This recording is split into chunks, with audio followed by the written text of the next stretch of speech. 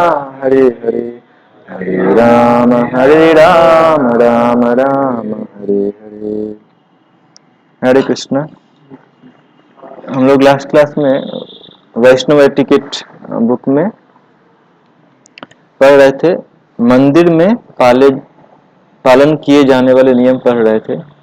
उसमें हमने देखा था विनम्रता क और ख देखा था प्रणाम पद्धति। तो ये हमने लास्ट क्लास में देखा था।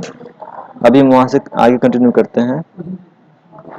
हमने इसमें प्रणाम पद्धति में भी हमने थोड़ा सा देखा था।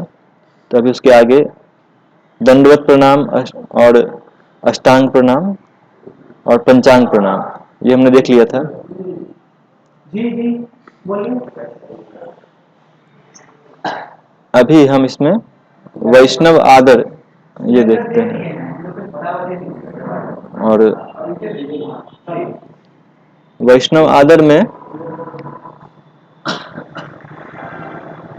लिखा हुआ है, बिहन नारदीय पुराण में उल्लेख है कि कुछ विशेष परिस्थितियों में हमें वैष्णवों को दंडवत अर्पित नहीं करना चाहिए। जैसे जब वो स्नान कर रहे हों, फूल तोड़ रहे हों, पानी ला रहे हों अथवा प्रसाद ग्रहण कर रहे हों। ऐसे कठिन परिस्थितियों में हम वैष्णवों को मन में भी प्रणाम अर्पित कर सकते हैं। योग्य परिस्थिति होने पर पूर्ण दंडवत अर्पित करें। तो ये सब कुछ परिस्थितियां जब हमको वैष्णव को प्रणाम नहीं करना चाहिए। जनरली क्या नियम है कि जैसे ही हम कभी भी किसी वैष्णव को देखें, एटलीस्ट दिन में पहली बार तो उनको प्रणाम करना चाहिए। वांछा कल्पतरुभ्यश्च कृपासिन्धुभ्यश्च पतितानां पावनेभ्यो वैष्णवेभ्यो नमो नमः, ये मंत्र बोल के उनको प्रणाम करना चाहिए। लेकिन कुछ विशेष परिस्थिति में प्रणाम नहीं करना चाहिए। जैसे कि क्या क्या लिखा हुआ है, 4 चीज लिखा हुआ है। क्या क्या लिखा हुआ है? समय पानी ला रहे हैं या प्रसाद ग्रहण कर रहे हैं। तो जनरली यदि कोई टॉवेल में है, गमछे में है, तो उनको प्रणाम नहीं करते हैं उस समय में। हाथ जोड़ के बोल सकते हैं, लेकिन जो झुक करके प्रणाम करते हैं वो नहीं करते हैं। तो ये भी एक बहुत महत्वपूर्ण नियम है कि जब भी हम मंदिर में वैष्णव को देखते हैं तो उनको प्रणाम करना चाहिए। तो विशेष रूप से यदि कोई बहुत सीनियर भक्त है तो उनको जरूर करना चाहिए, है ना। जनरली नियम होता है कि हम लोग भी कभी टेम्पल प्रेसिडेंट को दिन में पहली बार देख रहे हैं या बहुत सीनियर डिवोटी उनको पहली बार देख रहे हैं दिन में, तो उनको प्रणाम करते हैं झुक करके। फिर दिन में हर एक बार साधना भी करें प्रणाम झुक करके, लेकिन एटलीस्ट पहली बार देख करके जरूर प्रणाम करना चाहिए। तो ये एक वैष्णव का नियम होता है। ये हमें नम्रता का भावना लाता है। अगला है मंदिर में प्रणाम। तो मंदिर में प्रवेश करने के बाद में, ये मैंने पहले कल ही की क्लास में ऑलरेडी देखा था लास्ट टाइम में, कि सबसे पहले हम लोग को वहां पे जितने भी भक्त उपस्थित हैं उनको प्रणाम करना चाहिए। कौन सा मंत्र बोल करके? वांछा कल्पतरुभ्यश्च कृपा सिंधुभ्य एव च पतितानां पावनेभ्यो वैष्णवेभ्यो नमो नमः। इसका अर्थ क्या होता है? तो वांछा कल्पतरु, जो वैष्णव होते हैं वो इच्छाओं को पूरा करने वाले कल्प वृक्ष के समान होते हैं। कल्प वृक्ष क्या होता है?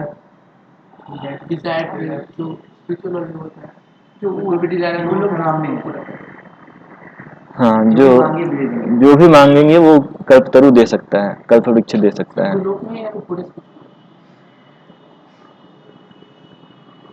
आध्यात्मिक जगत में पाया जाता है कल्पतरु।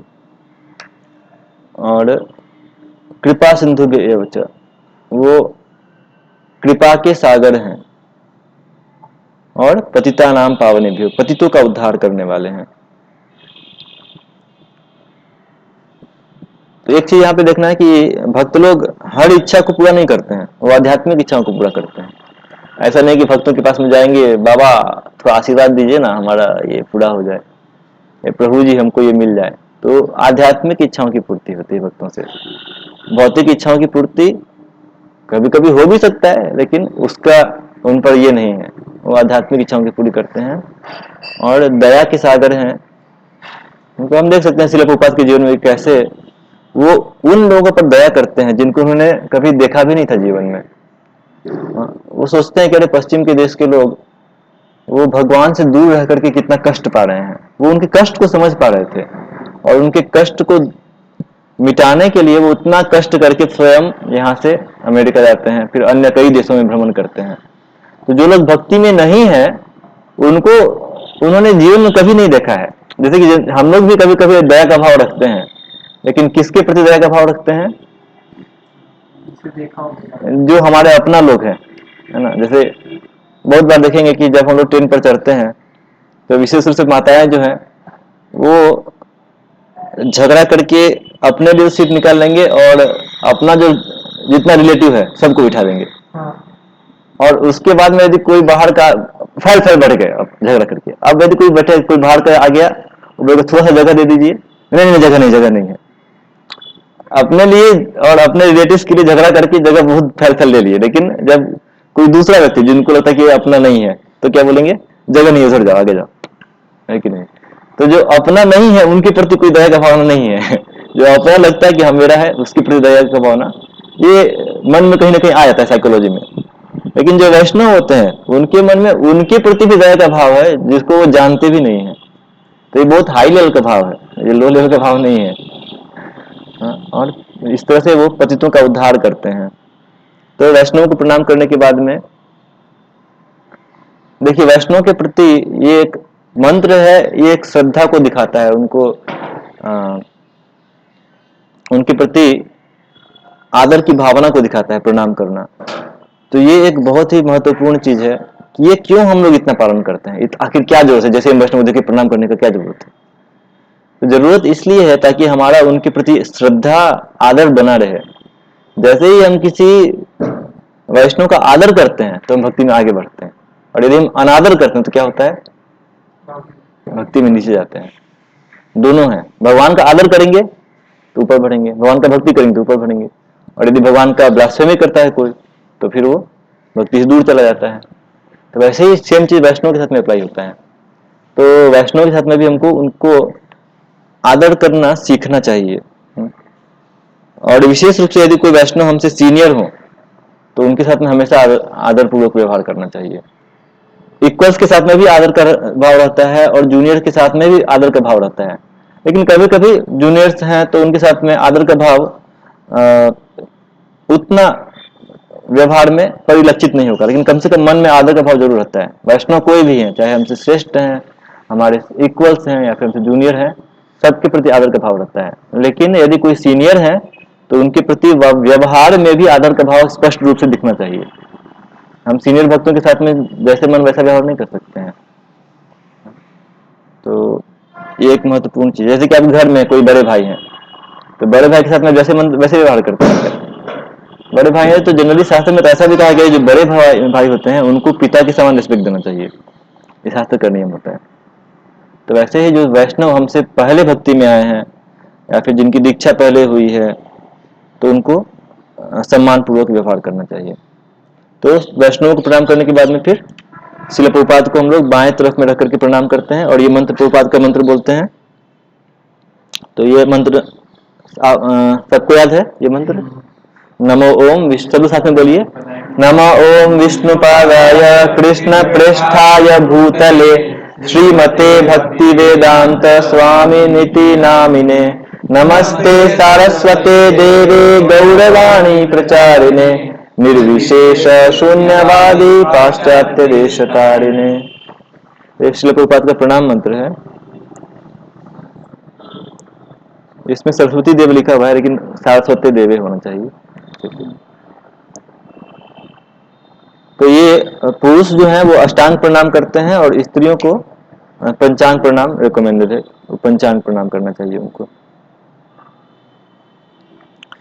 और श्रील प्रभुपाद को प्रणाम करने के बाद में हम लोग भगवान के पास में जाते हैं और भगवान के पास में जाकर के गुरु प्रणाम मंत्र, श्रील प्रभुपाद प्रणाम मंत्र, पंच तत्व प्रणाम मंत्र और हरे कृष्ण महामंत्र का उच्चारण करते हैं। तो गुरु प्रणाम मंत्र आप लोग को बाद में मिलेगा और श्रील प्रभुपाद प्रणाम मंत्र याद ही है। और पंच तत्व प्रणाम मंत्र क्या है? तो जय श्री कृष्ण चैतन्य प्रभु नित्यानंद श्री अद्वैत गदाधर श्रीवासादि गौर भक्तवृंद और हरे कृष्ण महामंत्र, ये मंत्रों के द्वारा भगवान को प्रणाम करना चाहिए। साथ में जो भगवान है उनका भी कुछ प्रणाम मंत्र आप चाहें तो बोल सकते हैं। इसमें कोई स्ट्रिक्ट रूल नहीं है कि यही मंत्र बोलना है।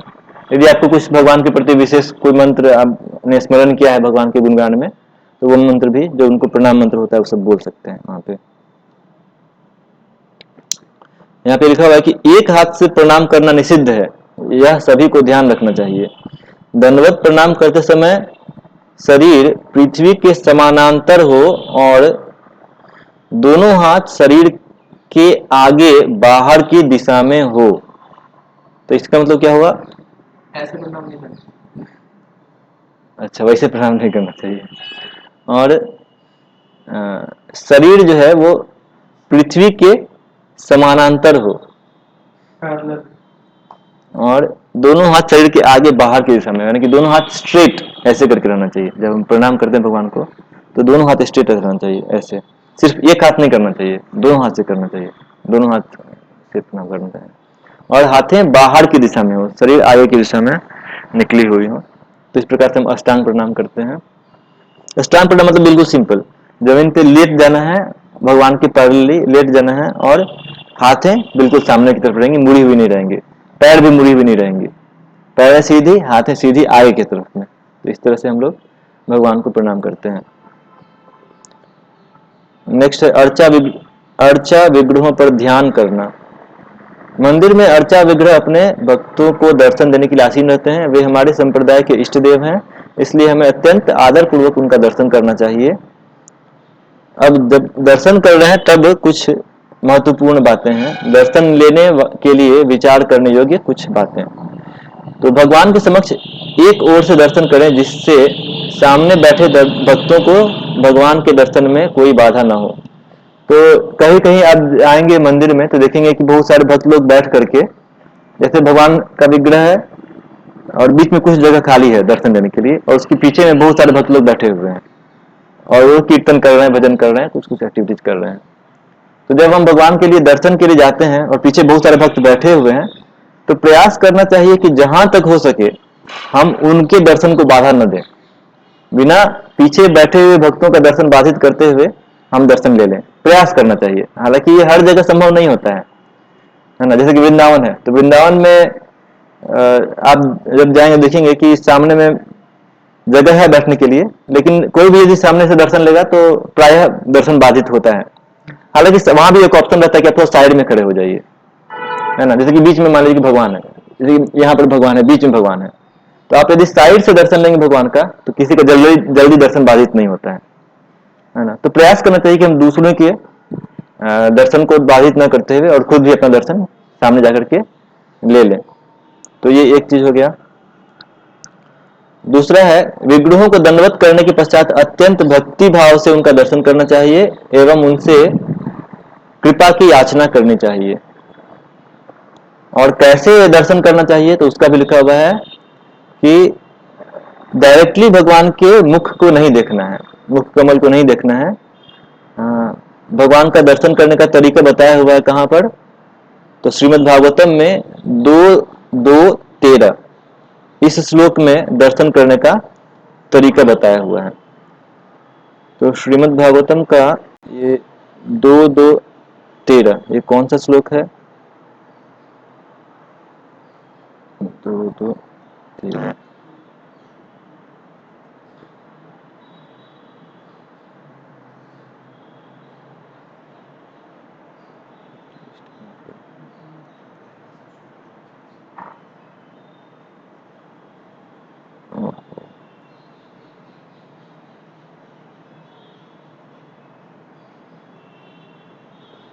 भागवतम का 2:2:13 ये श्लोक है,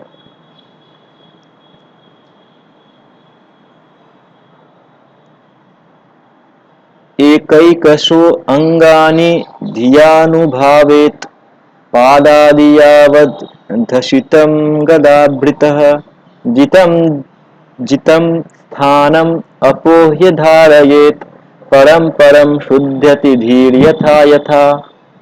तो इस श्लोक कह रहा है,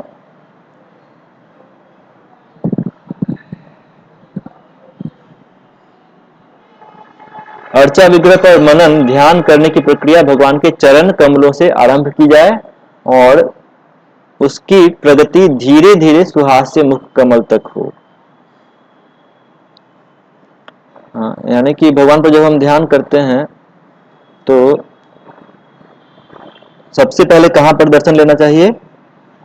चरण कमल। फिर चरण कमल से धीरे धीरे घुटनों से भगवान के कमर तक, कमर से नाभि प्रदेश, फिर ऐसे करके धीरे धीरे भगवान का दर्शन देना चाहिए।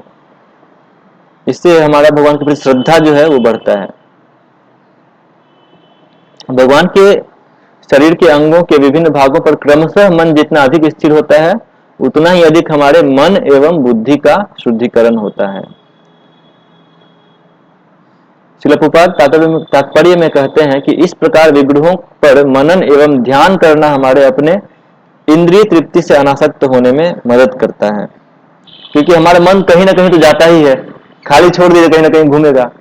लेकिन जब हम ध्यान पूर्वक भगवान का दर्शन लेंगे तो वो धीरे धीरे हमको याद रहेगा कि अच्छा भगवान ने आज ये पहना है, चरणों में किस तरह का नूपुर पहना है, कौन से कलर का कपड़ा पहना है, क्या मुकुट पहना है, कौन सा गार्लैंड है। तो जब हम इन चीजों पर ध्यान करेंगे तो फिर भौतिक चीज से ध्यान हट जाएगा। क्योंकि ध्यान तो कहीं ना कहीं एक ही जगह रह सकता है, एक टाइम में ध्यान दो जगह नहीं जा सकता है, एक ही टाइम रह सकता है, एक ही जगह रह सकता है। इस प्रकार से हमारा मन धीरे धीरे शुद्ध हो जाता है। दर्शन का आरंभ अपने बाएं स्थित विग्रहों से करना चाहिए, आगे क्रमशः दाईं ओर विग्रहों का दर्शन करना चाहिए। तो उदाहरण स्वरूप आप यदि श्री राधा गोपीनाथ मंदिर में है तो सर्वप्रथम दर्शन गुरु परंपरा का होना चाहिए, तत्पश्चात श्री नित्यानंद प्रभु, श्री चैतन्य महाप्रभु, श्रीमती राधा रानी, श्री गोपीनाथ जी एवं अंत में श्री गोपाल जी का दर्शन करें। यानी कि विग्रह में जो बाएं साइड से हम लोग दर्शन लेना शुरू करते हैं और फिर दाएं साइड में जाते हैं, और उसमें भी जो नीचे के विग्रह हैं, जो आचार्य हैं, उनका दर्शन पहले करना चाहिए। सबसे पहले श्रील प्रभुपाद को प्रणाम किए थे। तो जब विग्रह के पास में जाते हैं तो विग्रहों के पास में भी जो आचार्य हैं, गुरु परंपरा है, सबसे पहले उनका दर्शन करना चाहिए। गुरु परंपरा में भी कैसे, तो बाया से दाया, यानी श्रील प्रभुपाद का पहले, फिर भक्ति सिद्धांत सरस्वती का उसके बाद में, गौर किशोर दास बाबा जी महाराज का उसके बाद में, भक्ति विनोद ठाकुर का उसके बाद में, जगन्नाथ दास बाबा जी महाराज का उसके बाद में, और फिर सद गोस्वामी का उनके बाद में। इतना दर्शन लेने के बाद में फिर आप लेफ्ट में देखेंगे ऊपर में तो पंच तत्व का फोटो है, उनका दर्शन लेते हैं। फिर ऐसे करके स्लोली स्लोली लेफ्ट से राइट दर्शन लेने का तरीका है। आरती अगर हो रही तो करते हैं दर्शन ऐसे, आरती को प्रणाम करके आ जा आरती। दर्शन तो कभी भी कर सकते हैं, आरती के समय भी दर्शन कर सकते हैं। आरती चल रहा है कोई बातें कर सकते हैं।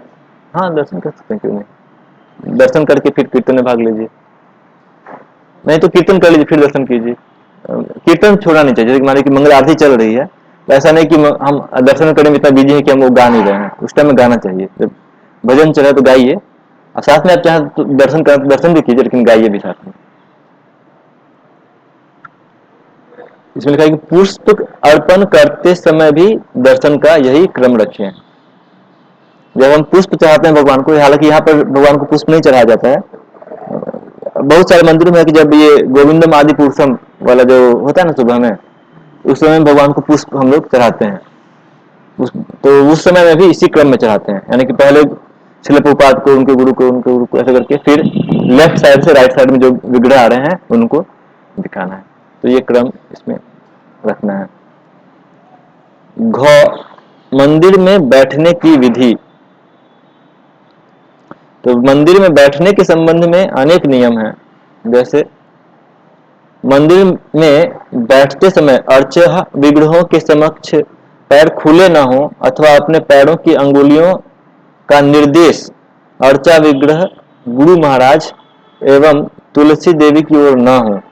यदि संभव हो तो पैर एवं एड़ियां ढकी होनी चाहिए। तो पैर और एड़ी को ढके रहना है ना। लेकिन शर्ट पैंट पहनेंगे तो क्या होगा, पैर और एड़ी ढकना मुश्किल है कैसे ढकेंगे। हालांकि थोड़ा, जैसे कि ये देखिए, ये जैसे बैठे हुए हैं तो मोटा मोटी ढक गया है ना, लेकिन थोड़ा मुश्किल होता है वैसे बैठना। तो इसीलिए मंदिर में बेस्ट कपड़ा कौन सा पहन सकते हैं हम लोग, धोती और कुर्ता। धोती खाली अकेले नहीं, टी शर्ट धोती नहीं, कुर्ता धोती, वो कॉम्बो अच्छा है। तो धोती अच्छा है, कुर्ता के साथ में पहनिए। प्रभुपाद मना करते थे वैसे बैठने के लिए। अब कभी कोई बहुत थक गए तो 1 सेकंड करके तुरंत थोड़ा खड़े हो जाइए, पोजीशन ठीक कर लीजिए, थक गए हैं तो। बट वैसे बैठने का बेस्ट तरीका है तो ऐसे बैठिए, नहीं तो एक होता है इस तरह से, इसको कौन सा आसन बोलते हैं, ऐसे करके वज्रासन। वज्रासन में बैठ सकते हैं, ये भी चलेगा, नहीं तो कमल आसन, ये दोनों आसन में बैठना चाहिए। अच्छा, इसको कमल आसन है, सुखासन? सुखासन, सुखासन बोलते हैं क्या? हाँ, जो भी हो। फिर नेक्स्ट है, यदि संभव हो और उंगली जो है, जैसे पैर सब जो है ना, विशेष रूप से पैर भगवान की तरफ में ऐसे करके खोल करके, कोई मान ली कैसे है और पैर ओपन करके ऐसे करके बैठ गया, हाँ हाँ बोलो क्या बात है, हाँ ठीक है, तो ये और पैर भगवान को दिखा रहा है, तो ये नहीं ठीक है ना। तो इस तरह से पैर ओपन करके भगवान की तरफ पैर करके नहीं बैठना चाहिए। भगवान की तरफ पैर भी नहीं कर सकते, पीठ भी नहीं कर सकते। पीठ भी नहीं करना चाहिए, पैर भी नहीं करना चाहिए। यदि संभव हो तो शिव विग्रह, व्यासासन, शिला प्रभुपाद एवं श्रीमती, एक मिनट, श्रीमती तुलसी देवी की ओर पीठ करके न बैठे। देखिए, भगवान को पैर दिखाना भी अपराध है और पीठ भी दिखाना अपराध है। भगवान के सामने में या तो फ्रंट में रह सकते हैं, फ्रंट में नहीं है तो आप साइड में ऐसे करके बैठ सकते हैं, ऐसे भी चलेगा, लेकिन पीठ नहीं दिखाना चाहिए, है ना। तो अल्टर बंद तो हाँ, ऑल्टर बंद हो तो चलेगा, तब भगवान का दर्शन बंद है उसमें चलेगा। दर्शन भी नहीं करना होगा। कभी कभी क्या होता है कि आप देखेंगे जैसे कि मंगल आरती हो रहा है, तो मंगल आरती में प्रभुपाद पीछे में है और भगवान सामने में है, तो भगवान की तरफ देखेंगे तो प्रभुपाद को पीठ दिखेगा ही, और प्रभुपाद को देखेंगे तो भगवान को पीठ दिखेगा। जैसे गुरु पूजा में प्रभुपाद को देखते हैं तो भगवान को पीठ दिखने, तो जनरली हम कहते हैं थोड़ा साइड हट जाते हैं, इसीलिए प्रभुपाद के ठीक सामने में नहीं खड़े होकर के हम क्या करते हैं, थोड़ा सा साइड में खड़े रहते हैं ताकि उनको डायरेक्टली पीठ, और यदि हो सके थोड़ा टेढ़ा होकर खड़े रहिए, जैसे कि ऐसे रहेंगे तो प्रभुपाद को पीठ दिखेगा, हल्का टेढ़ा हो जाएंगे तो डायरेक्टली पीठ नहीं दिखेगा, हल्का सा पीठ हो जाएगा। तो इसीलिए हम लोग बोलते हैं कि उस लाइन में एक लाइन दिखा देते हैं ना, कि वो लाइन पे मत खड़े रहिए ताकि वो पीठ डायरेक्टली प्रपात को ना दिखे। लेकिन उसका इसमें रीजन कोलकाता में तो मतलब गुरु पूजा होता है तो एकदम सीधे सीधे भगवान को देखेंगे। जहाँ तक हो सके उसका पालन करना चाहिए। कभी कभी वो कठिन हो जाता है उसका पालन करना, तब अलग बात है, पर उसमें भी यदि चाहे तो उसको पालन करना ज्यादा अच्छा है। उस समय भी जैसे कि प्रपात के टाइम में लोग बोलते हैं, भक्त लोग बोलते हैं कि वो लोग कभी शिला प्रपात को पीठ नहीं दिखाते थे। प्रपात पीछे भी हैं तो वो लोग थोड़ा मुड़ के खड़े रहते थे, मतलब कलकत्ता मंदिर में भी वो डायरेक्टली ऐसे खड़े ना होकर के थोड़ा मुड़ करके खड़े रहते थे ताकि डायरेक्टली पीठ जो है सो डीटी को ना दिखे। तो पालन नियमों का किया जा सकता है, जहां तक संभव हो उसका पालन करना चाहिए। अच्छा, तो मतलब अगर भगवान का दर्शन कर रहे हैं तो मुझे मंदिर से निकलना है तो उल्टा बैकवर्ड वॉकिंग करके निकले या ऐसे घूम के निकल सकते घूम के निकल सकते हैं, जैसे कि जनरली राजाओं के सामने पहले नियम होता था कि उनको राजा को पीठ नहीं दिखाना है, लेकिन घूम के निकल सकते हैं। मंदिर उतना मतलब एटलीस्ट पालन नहीं किया जाता है इसको। हैं? साइड से निकल सकते तो नहीं तो साइड से निकल लीजिए, वो भी कर सकते हैं, हैं। साइड से होकर निकल लीजिए, घूम के निकल सकते हैं, उसमें कोई नहीं। क्योंकि आप ऐसे पीछे जा रहे हैं, किसी को धक्का मार दिए, गिर गए, थोड़ा एक्सीडेंट हो गया, उससे अच्छा है कि आराम से घूम के निकल जाइए। हाँ, 8:20 तक कर सकते हैं निकालना। अच्छा ठीक है।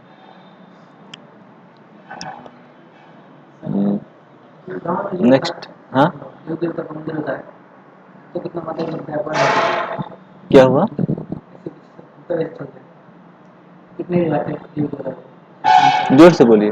गाँव में जो तीन की तरफ मंदिर होता है वहाँ पे जो मतलब प्रभु जी माता जी का हाँ, मतलब पीठ नहीं दिखाते, ऐसे निकल जाते हैं। तो यदि किसी पार्टिकुलर मंदिर में लोग किसी पार्टिकुलर नियम का पालन कर रहे हैं तो बेस्ट है कि आप भी उसका पालन कर लीजिए, वहाँ पे कुछ अलग करने की जरूरत नहीं है। ये सब लोग पालन करते, आप भी कर लीजिए, उसको क्या दिक्कत है। वो डेमीगॉड हाँ, कुछ भी हो, आप कहीं जा रहे हैं वहाँ का नियम कोई सब फॉलो करता, आप भी कर लीजिए।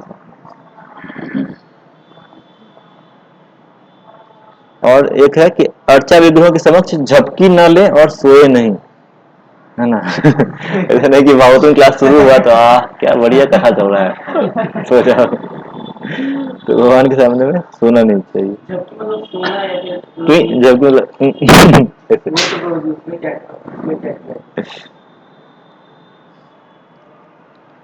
नेक्स्ट है बोलना या बातें करना।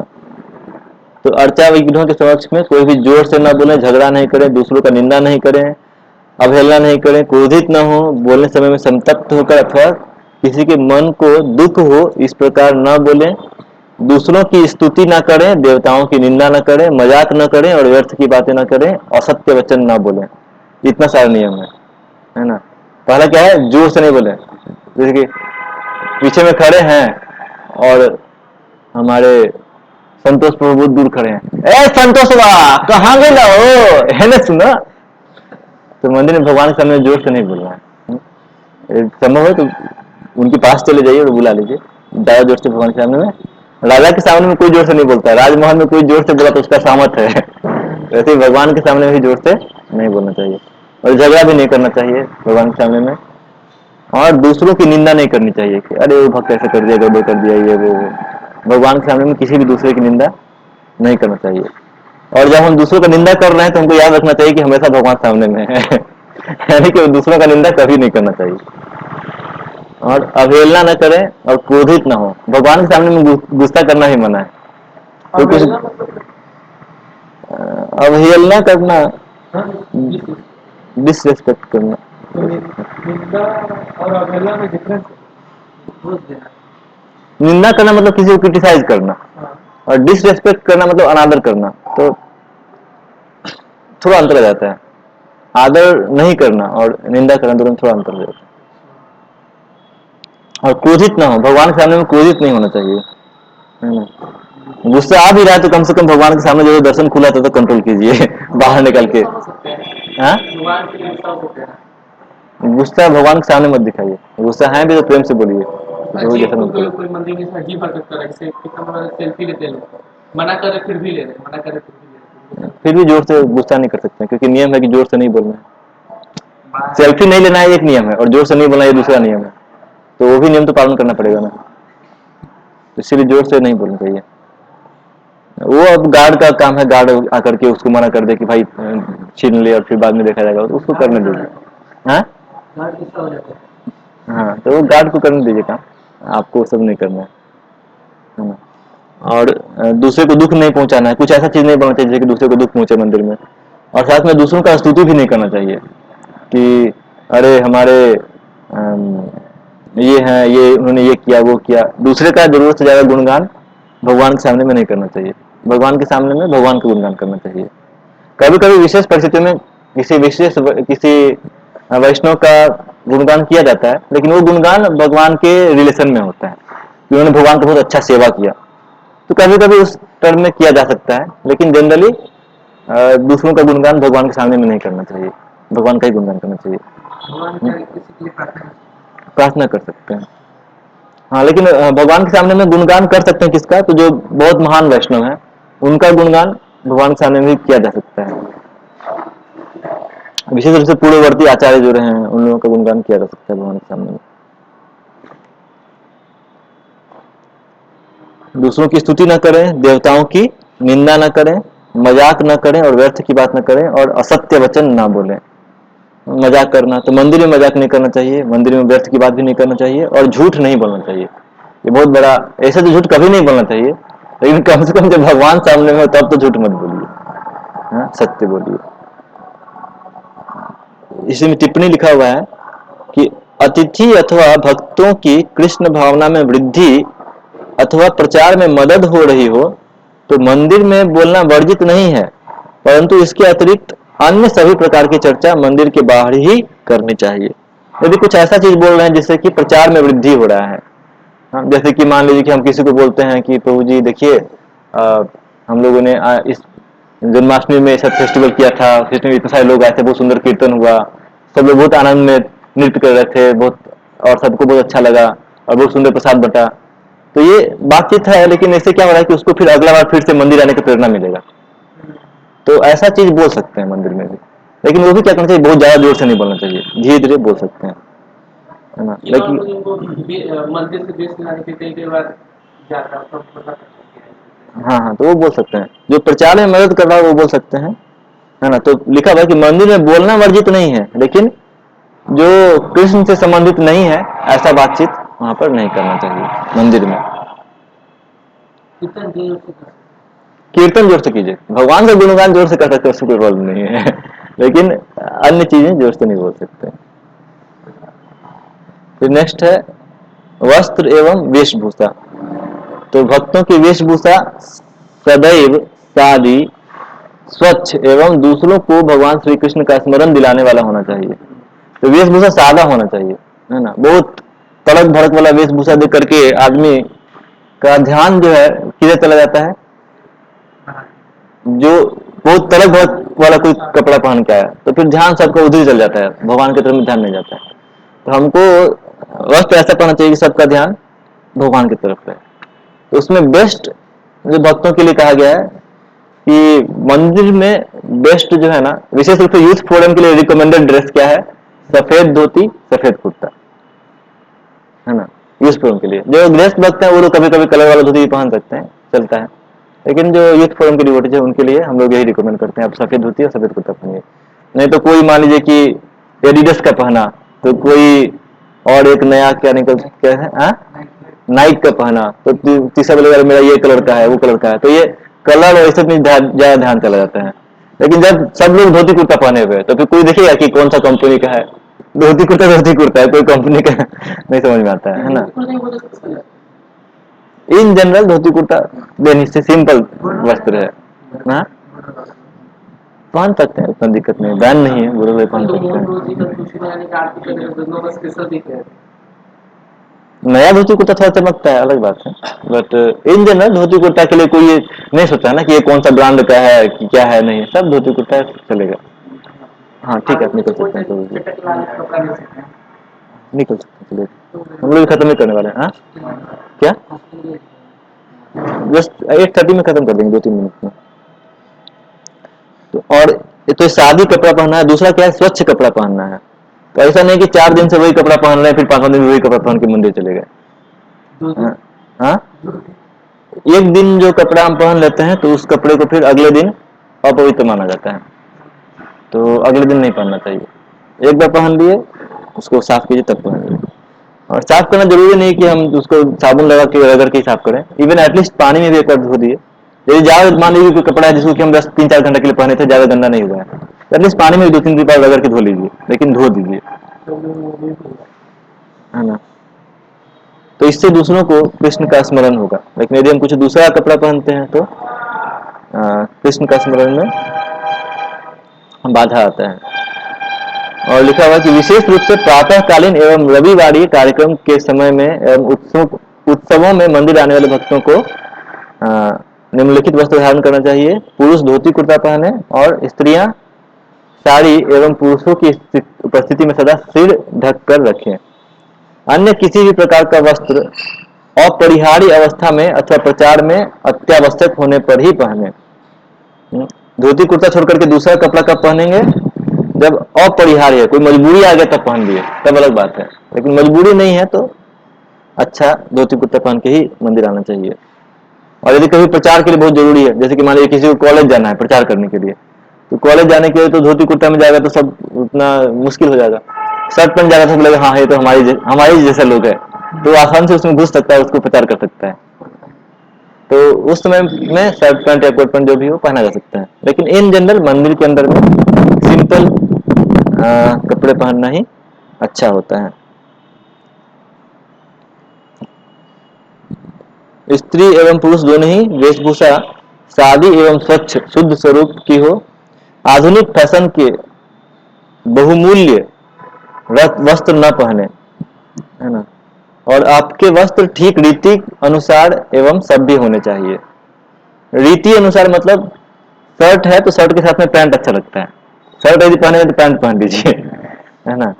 जो उसका रीति रिवाज है उसी के अनुसार पहनिए। सुगंधित तेल, इत्र के फव्वारे एवं अन्य श्रृंगार की अनावश्यक वस्तुओं का प्रयोग न करें। मंदिर में रहें अथवा मंदिर के बाहर वैष्णवों के लिए सादा रहना अत्यंत महत्वपूर्ण है।